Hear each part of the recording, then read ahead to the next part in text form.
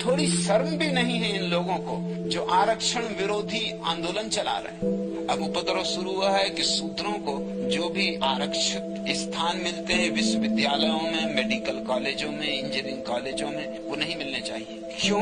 क्योंकि स्वतंत्रता में और लोकतंत्र में सबको समान अधिकार होना चाहिए। मगर शूद्रों को तुमने 5000 साल में इतना दबाया है कि उनके विचारों के समान अधिकार का सवाल ही कहाँ उठता है। सबको गुण के अनुसार स्थान मिलना चाहिए, लेकिन 5000 साल से जिनको किताबें भी नहीं छूने दी गई, जिनको किसी तरह की शिक्षा नहीं मिली, वो ब्राह्मणों से, क्षत्रियों से, वैश्यों से कैसे टक्कर ले सकेंगे?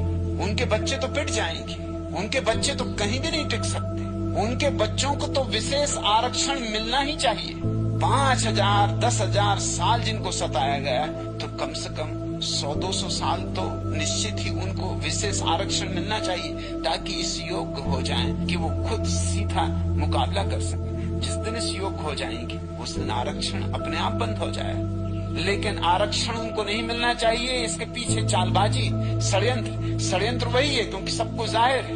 मनुस्मृति, जिनके पैर 10,000 साल तक तुमने बांध रखे और अब 10,000 साल के बाद तुमने उनकी पैर की जंजीर तो अलग कर ली, तुम कहते हो सबको समान अधिकार है, इसलिए तुम भी दौड़ो दौड़ में। लेकिन जो लोग 10,000 साल से दौड़ते रहे, धावक हैं, उनके साथ जिनके पैर 10,000 साल तक बंधे रहे, उनको दौड़ाओगे तो सिर्फ फजीयत होगी इनकी। ये 2-4 कदम भी न चल पाएंगे और गिर जाएंगे। ये कैसे जीत पाएंगे?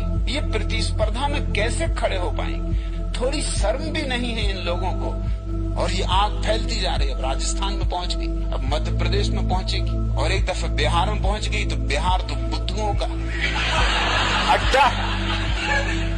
बस गुजरात के उल्लू और बिहार के बुद्धू अगर मिल जाए तो पर्याप्त। इस देश की बर्बादी के लिए फिर कोई और चीज की जरूरत नहीं, और ज्यादा देर नहीं लगेगी। और एक दफा उनके हाथ में मसाला आ गई तो फिर बहुत मुश्किल है, फिर उपद्रव भारी हो जाने वाला है, और ये आग फैलने वाली है। और इस सब आग के पीछे ब्राह्मण।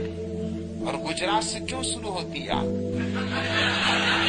पहले भी गुजरात से शुरू हुई थी, अब फिर गुजरात से शुरू हुई। गुजरात से शुरू होने का कारण साफ, क्योंकि गुजरात के अहंकार को बड़ी तृप्ति मिली कि गुजरात का बेटा वो पूरे भारत का बाप हो गया। अब और क्या चाहिए? गुजराती का दिल बहुत खुश हुआ।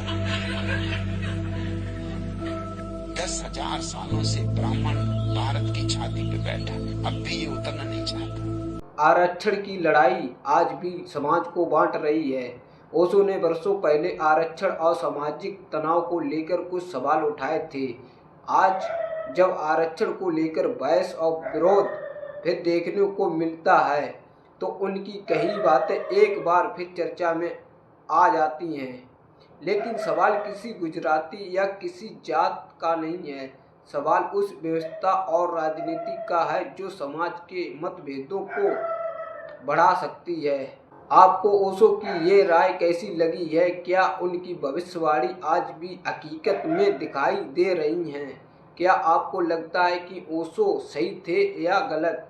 आप इस बारे में क्या सोचते हैं? अपनी राय कमेंट में ज़रूर बताएं।